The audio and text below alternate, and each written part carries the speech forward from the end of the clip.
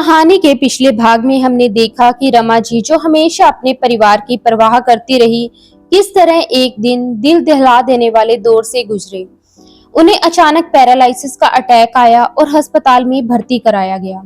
उनके इकलौते बेटे अनुराग और बहू सिमरन, जो अब तक उनका सबसे बड़ा सहारा थे, हर पल उनके साथ खड़े दिखाई दिए। लेकिन सवाल ये है कि क्या ये ममता और अपनापन हमेशा बना रहेगा, या फिर किस्मत कोई ऐसा मोड़ लेगी जिसकी रमा जी ने कभी कल्पना भी नहीं की थी।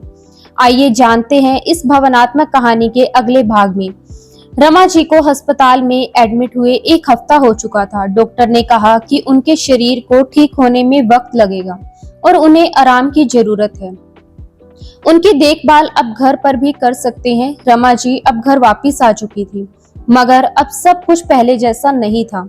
ना वह बोल पाती थी और ना ही अपने हाथों से खाना खा सकती थी और ना ही अपने पैरों पर खड़ी हो सकती थी। उनका चेहरा अब भी थोड़ा टेढ़ा था और आंखों में हमेशा एक खालीपन झलकता था। सिमरन और अनुराग उनके हर पल का ध्यान रखते थे। सिमरन हर सुबह उन्हें गर्म पानी से पोंछती, दवा देती और फिर उनके लिए खिचड़ी या दलिया तैयार करती। उन्हें अपने हाथों से खिलाती और पूरा दिन उनके साथ बिताती। अनुराग भी रोज ऑफिस से जल्दी आ जाता ताकि माँ को अकेलापन ना महसूस हो। घर में एक कोना अब रमा जी के लिए पूरी तरह से तैयार कर दिया गया था। एक आरामदायक बिस्तर, आसपास जरूरी दवाइयां, पानी की बोतलें और कुछ किताबें, जिनके पन्ने सिमरन कभी कभी उन्हें पढ़कर सुनाती। रमा जी के लिए अब बोलना भी मुमकिन नहीं था, लेकिन उनकी आंखों में भावनाएं साफ पढ़ी जा सकती थी। जब आर्यन स्कूल से लौटता, उसको देखकर तो उनकी आंखें चमक उठती। वह उसकी किताबों को देखने की कोशिश करती। जब आर्यन उनके पास बैठता तो उनका चेहरा थोड़ा खिल उठता। जिंदगी अब एक नए पथ पर चलने लगी थी, जहां जिम्मेदारियां बढ़ गई थी, लेकिन ममता और अपनापन अब भी उतना ही गहरा था। 6 महीने होने को आए थे, लेकिन रमा जी की तबीयत अब भी वैसी ही थी। सिमरन उनका हर काम खुद करती, घर के सारे काम, और आर्यन को स्कूल भी भेजती। अनुराग भी पूरी तरह से उसकी मदद करता, लेकिन घर की स्थिति अब पहले जैसी नहीं रही। सिमरन का पूरा दिन काम करते करते थक कर खत्म हो जाता। घर के कामों के साथ साथ रमा जी की देखभाल भी एक भारी जिम्मेदारी बन चुकी थी और अब हर वक्त रमा जी के साथ किसी का होना बहुत जरूरी था। घर का माहौल पूरी तरह से बदल चुका था। पहले जहां खुशियां और हंसी ठहाके होते थे, वहीं अब सन्नाटा और चिंता का माहौल था। रमा जी की हालत के कारण घर की दीवारों पर एक भारी सन्नाटा पसरा हुआ था। आर्थिक स्थिति भी पहले जैसी नहीं रही थी। घर के खर्चे बढ़ गए थे और पैसों की तंगी भी महसूस होने लगी थी। अनुराग ने अपने काम में कमी की थी ताकि माँ की देखभाल पर ध्यान दे सके, लेकिन ये भी परिवार की आर्थिक स्थिति पर असर डाल रहा था। सिमरन हमेशा चिंता में डूबी रहती, सोचती कि घर की हालत सुधारने के लिए क्या किया जाए। वह जानती थी कि रमा जी की देखभाल के लिए समय और प्यार की जरूरत थी, लेकिन घर के बाकी काम भी जरूरी थे। घर की आर्थिक तंगी और रमा जी की हालत ने सिमरन को मानसिक और शारीरिक रूप से थका दिया था। अनुराग भी माँ को लेकर बहुत चिंतित रहता। ऑफिस का काम, घर की जिम्मेदारियां और माँ की तबीयत, सब कुछ मिलकर उस पर भी बोझ बन चुका था। इलाज, दवाइयां और हर वक्त एक व्यक्ति का माँ के पास रहना जरूरी था। इन सब के बीच घर के बाकी खर्चे चलाना मुश्किल हो गया था। सब कुछ थकाऊ, तनावपूर्वक और बोझिल सा लगने लगा था। कभी जो सिमरन छोटी छोटी बातों पर मुस्कुराया करती थी, अब वही छोटी छोटी बातों पर चिड़चिड़ा जाती थी। वह अपने मन में कई बार ये सोचने लगी थी, क्या वाकई ही उनकी जिंदगी अब इसी तरह कटेगी। गहराते तनाव और आर्थिक दबाव के बीच सिमरन ने मन ही मन एक बड़ा फैसला ले लिया। उस रात जब आर्यन सो चुका था और रमा जी भी दवाइयां लेकर बिस्तर पर लेटी थी, सिमरन ने धीरे से अनुराग से कहा, सुनो, एक बात कहनी है। मैं सोच रही थी कि अब मुझे कोई जॉब करनी चाहिए। घर की हालत देखो, अब एक कमाई से घर नहीं चल पा रहा। अनुराग ने उसकी बात को गंभीरता से सुना, पर माँ को दिन भर कौन देखेगा? तुम तो जानती ही हो कि हर वक्त किसी का उनके साथ रहना जरूरी है। सिमरन ने नजरें झुका ली, फिर थोड़ी हिचकिचाहट के साथ बोली, यही तो सोच रही हूँ। अगर हम माजी को किसी अच्छे वृद्धाश्रम में भेज दें तो वहाँ उनकी देखभाल के लिए लोग होंगे, समय पर दवाइयाँ खाना और हर जरूरत पूरी होगी। यहाँ तो मैं भी उन्हें किसी के भरोसे नहीं छोड़ सकती। ये सुनते ही अनुराग को जैसे आग लग गई। उसकी आंखों में गुस्सा साफ झलक रहा था। उसने एकदम तीखे लहजे में कहा, तुम ये सब सोच भी कैसे सकती हो सिमरन? माँ ने हमें पालने में अपनी पूरी जिंदगी लगा दी और आज जब उन्हें हमारी जरूरत है तो तुम कह रही हो कि उन्हें वृद्धाश्रम भेज दें। सिमरन चुपचाप उसकी बात सुनती रही, लेकिन अनुराग यहीं नहीं रुका। उसकी आवाज और तीखी हो गई। आज तुमने ये बात कह दी है, लेकिन मैं साफ कह देता हूँ, आज के बाद ये सोचने की भी कोशिश मत करना। माँ हमारे साथ रहेगी, चाहे कुछ भी हो जाए। मैं भूखा रह लूंगा, लेकिन माँ को कभी उस दरवाजे के बाहर नहीं जाने दूंगा। सिमरन ने कुछ कहने के लिए मुंह खोला, लेकिन अनुराग ने हाथ उठाकर उसे रोक दिया। उसकी आंखों में आंसू थे, पर गुस्सा भी उतना ही था। कमरे में सन्नाटा छा गया। धीरे धीरे घर की हालत दिन ब दिन और बिगड़ती जा रही थी।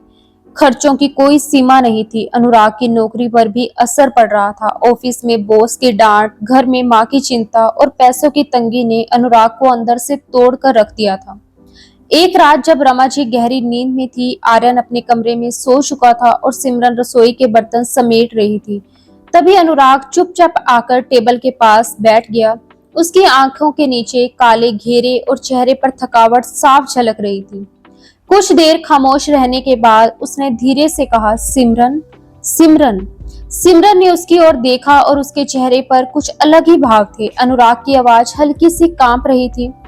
तुम ठीक कह रही थी उस दिन, शायद अब हमें माँ को वृद्धाश्रम ही भेज देना चाहिए। मैं अब ये सब अकेले नहीं संभाल पा रहा हूँ। हर तरह से हालात हाथ से निकलते जा रहे हैं। कुछ पल चुप रह कर फिर सिमरन ने कहा, मैं भी माँ से बहुत प्यार करती हूँ, लेकिन अब हालात हमारे बस से बाहर हैं। हम चाहकर भी उन्हें वो नहीं दे पा रहे जिनकी उन्हें जरूरत है। अनुराग ने गहरी सांस ली और कहा, मैं कितना मजबूर हूँ कि अपनी माँ को वृद्धाश्रम भेज रहा हूँ। दोनों की आंखें नम थी। अनुराग के लिए फैसला लेना आसान नहीं था। अगली सुबह का समय था। रमा जी व्हील चेयर पर बैठी खिड़की की ओर देख रही थी। उनके चेहरे पर हमेशा की तरह वही खामोशी थी जो अब उनके जीवन का हिस्सा बन चुकी थी। तभी अनुराग धीरे धीरे उनके पास आया। उसने माँ के सामने बैठते हुए धीरे से उनका हाथ थामा और भरोई आवाज में बोला, मैं जानता हूँ आप कुछ बोल नहीं सकती, लेकिन सब कुछ समझती हैं। हम अब आपका ठीक से ध्यान नहीं रख पा रहे। हालात ऐसे हो गए हैं कि हम मजबूर हो गए हैं। इसीलिए हम सोच रहे हैं कि आपको वृद्धाश्रम छोड़ आएं। वहां आपकी अच्छी देखभाल होगी। हर वक्त कोई न कोई आपके पास रहेगा। रमा जी ने जैसे ही यह बात सुनी, उनका दिल कांप उठा, लेकिन कुछ नहीं बोली। उनकी आंखों में जो आंसू झलकने लगे थे, उन्होंने सब कुछ कह दिया था। वह दर्द, वह बेबसी, वह टूटन, सब उन आंखों में साफ दिख रहा था। अनुराग ने उनका चेहरा ऊपर उठाया।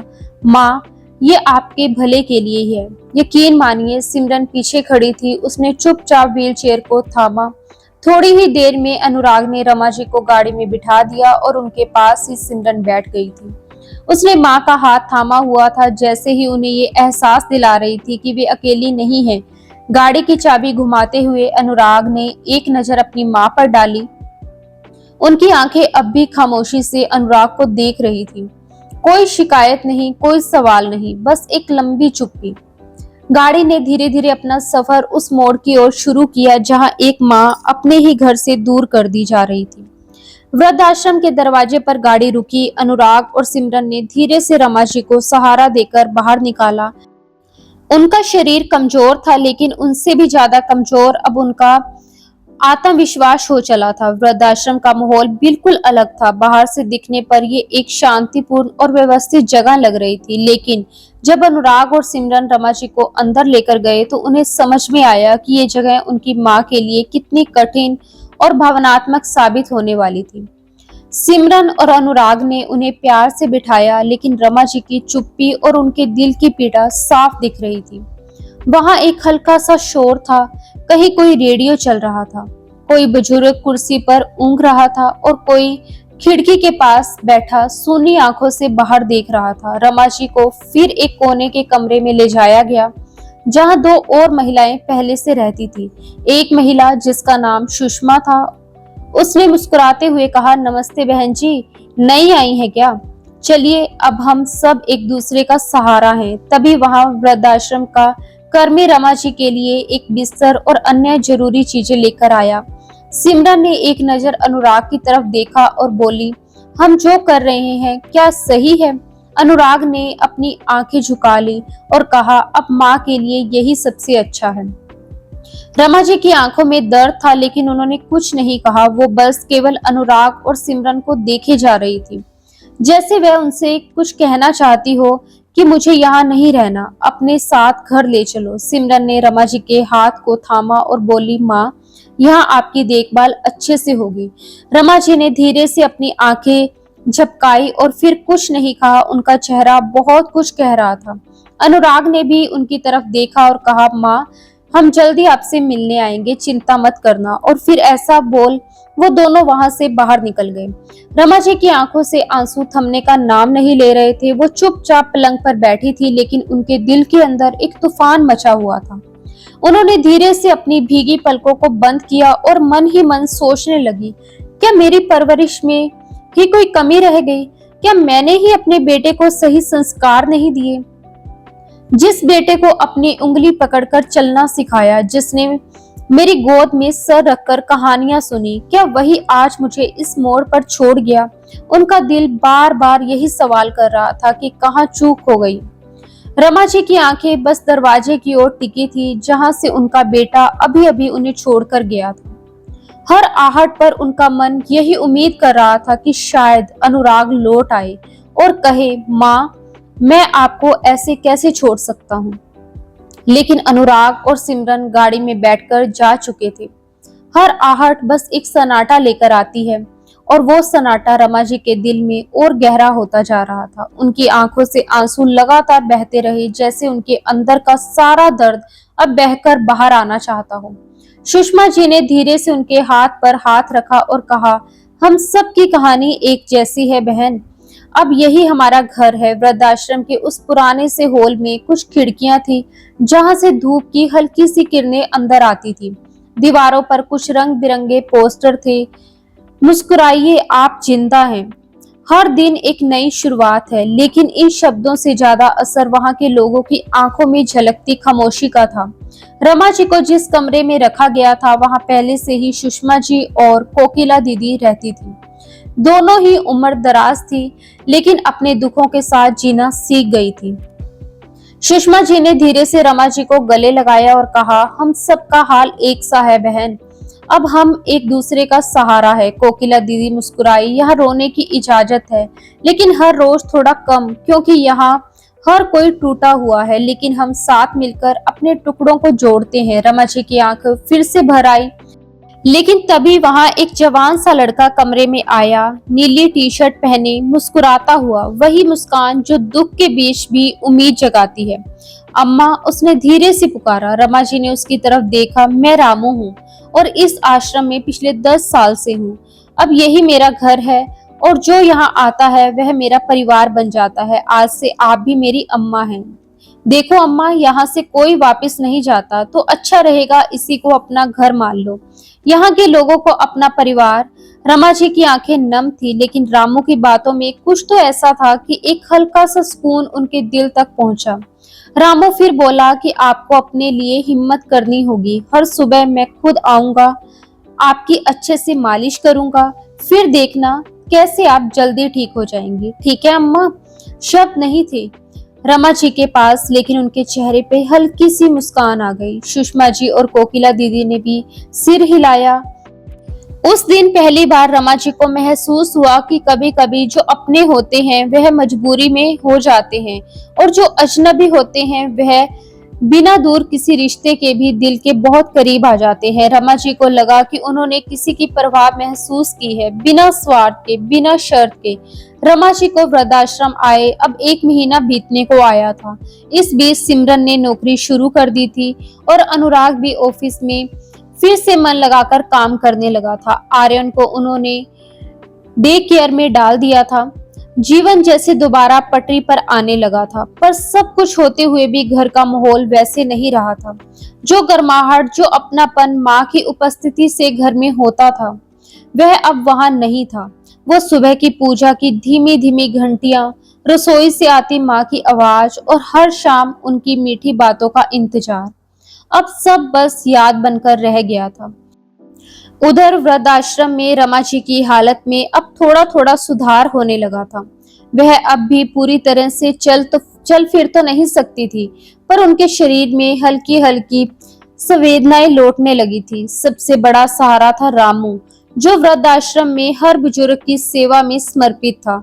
हर सुबह वह रमा जी को व्हीलचेयर पर बैठकर बगीचे की ओर ले जाता, वहां हरी घास पर धूप में बैठाकर वह उनके हाथ पैरों की बड़ी नरमी से मालिश करता और उनसे कहता, अम्मा देखना, एक दिन आप खुद अपने पैरों पर खड़ी होंगी, लेकिन आपको भी मन से कोशिश करनी होगी। रमा जी कुछ बोल नहीं पाती थी, पर उनकी आंखों की कोरों से बहते आंसू और हल्की सी मुस्कान रामू के दिल तक पहुंच जाती।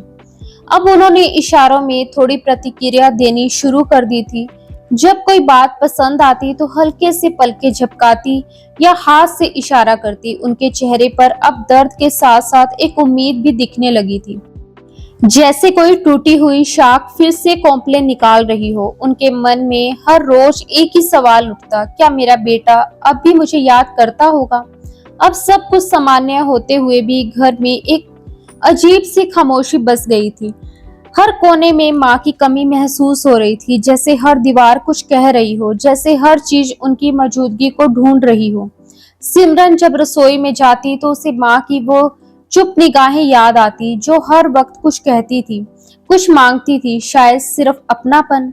आर्यन जब स्कूल से लौटता तो सबसे पहले अपनी दादी के कमरे में जाता, और जब वह नहीं दिखती तो उसकी मासूम आंखें उदास हो जाती।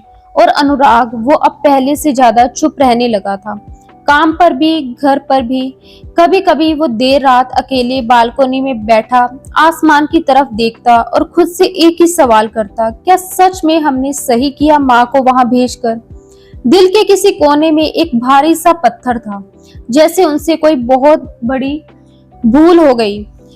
फिर अनुराग ने मन ही मन कुछ सोचा और सिमरन से बात की। सिमरन ने बिना देर किए कहा, आपने तो मेरे दिल की बात बोल दी, माँ जी के बिना ये घर अधूरा है। सिमरन ने दृढ़ता से कहा, मैं घर से ही कुछ काम ऑनलाइन कर लूंगी और आर्यन को डे केयर की भी जरूरत नहीं होगी, बस हम दोनों सब कुछ संभाल लेंगे।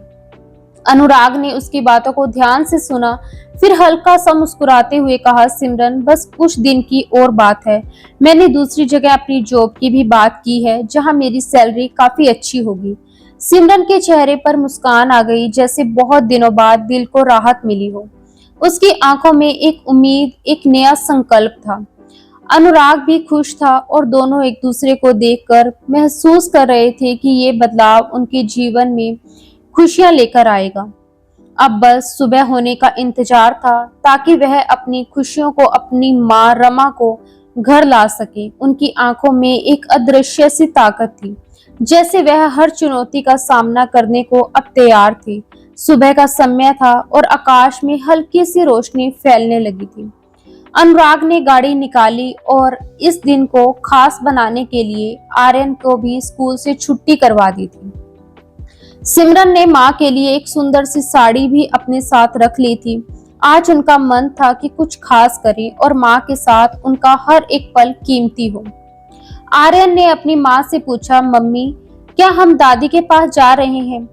सिमरन ने मुस्कुराते हुए कहा, हाँ बेटा, हम दादी के पास जा रहे हैं और आज से वह हमेशा हमारे साथ रहेगी। आर्यन खुशी से बोला, आप सच कह रही हैं मम्मी? तभी अनुराग ने खुशी से आर्यन को कहा, बेटा तुम्हारी मम्मी बिल्कुल सच बोल रही है, अब तुम्हारी दादी को हम हमेशा अपने पास रखेंगे। इस बार अनुराग का चेहरा एक अलग ही उम्मीद और प्यार से चमक रहा था, जैसे वो अपने परिवार के साथ एक नई शुरुआत करने जा रहे थे। वो पल ऐसा था जिसमें हर एक की आंखों में चमक और दिलों में एक नई उम्मीद थी। गाड़ी धीरे धीरे उनके घर से बाहर निकल रही थी और उनके मन में बस एक ही ख्याल था, अब सब कुछ ठीक होगा। गाड़ी धीरे धीरे वृद्धाश्रम की ओर बढ़ रही थी। आर्यन उत्सुकता से खिड़की से बाहर देख रहा था और सिमरन के चेहरे पर हल्की मुस्कान थी। अनुराग भी मन ही मन अपने फैसले पर खुश था और साथ ही अपने परिवार की खुशियों को वापस लाने की उम्मीद में था। जैसे ही गाड़ी वृद्धाश्रम के बाहर आकर रुकी, सामने पार्क में रमा जी व्हील चेयर पर बैठी थी और रामू उनकी सेवा में जुटा था, उनके पैरों की मालिश कर रहा था। तभी आर्यन गाड़ी से उतरते ही सीधा अपनी दादी की ओर दौड़ पड़ा और उनसे लिपट गया। दादी देखो, मैं आ गया। रमा जी हैरानी से उसकी ओर देखने लगी, उनके चेहरे पर एक सुकून भरी मुस्कान आ गई। उन्होंने कांपते हाथों से आर्यन के गाल को छुआ। उस स्पर्श में ममता और अधूरी चाहतें समाई थी। उसी वक्त अनुराग और सिमरन भी उनके पास पहुंच गए। रमा जी उन्हें देखकर स्तंभ रह गई, उनकी आंखों से आंसू बह निकले। अनुराग तुरंत उनकी व्हील चेयर के पास झुककर उनके पैर पकड़कर बोला, माँ मुझे माफ कर दीजिए, बहुत बड़ी गलती हो गई। उसकी आंखों में पश्चाताप साफ झलक रहा था। सिमरन की आंखें भी भर आई थी। वह कांपती आवाज में बोली, माँ आपके बिना वह घर अधूरा सा है। जब से आपको यहाँ छोड़ गए, एक पल चैन से नहीं सो पाई। हम अपनी ही नजरों में गिर गए। माँ कैसे हम आपको इस तरह अकेला छोड़ गए। इतना कहते कहते सिमरन फूट फूट कर रोने लगी। वहीं अनुराग की आंखों से भी आंसू रुक नहीं रहे थे। वह रमा जी के सामने हाथ जोड़ते हुए बोला, माँ अब आप चलिए, अपने घर चलिए, हम आपको लेने आए हैं। रमा जी जो अब तक चुपचाप बैठी थी, धीरे से बोली, मैं जानती हूँ बेटा, ये फैसला तुम्हारे लिए आसान नहीं रहा होगा, लेकिन देखो अब तुम्हारी माँ पहले से बहुत बेहतर है। ये कहते हुए उन्होंने रामू का हाथ थामा और व्हील चेयर से उठने की कोशिश करने लगी। ये देखकर अनुराग और सिमरन दोनों चौंक गए। माँ आप तो खड़ी होने की कोशिश कर रही हैं। अनुराग ने आश्चर्य से पूछा। रमा जी मुस्कुराई, हाँ बेटा, अब मैं हिम्मत नहीं हारती। रामू ने मुझे नई उम्मीद दी है, उसकी सेवा और प्यार ने मुझे फिर से जीना सिखा दिया है। ये जो थोड़ी बहुत हरकत मेरे पैरों में आई है ना, सब इसकी मेहनत का नतीजा है और भगवान की कृपा है। लेकिन सबसे बड़ी दवा तो आज मिल गई। तुम सबको देखकर सिमरन झुककर उनके पास बैठ गई और उनका आंचल थाम लिया। माँ जी अब हम आपको एक पल के लिए भी अकेला नहीं छोड़ेंगे, चलिए अपने घर। रामू भी भावुक हो गया, बोला, अम्मा जी आप बहुत किस्मत वाली हो जो ऐसे प्यार करने वाले बेटा बहू मिले हैं, नहीं तो आज तो यहाँ जो भी आया है उसको वापस लेने अपना कभी कोई नहीं आया। अब अपने घर जाओ, अगर कभी फिर यहाँ आना हो तो सिर्फ मिलने के लिए आना।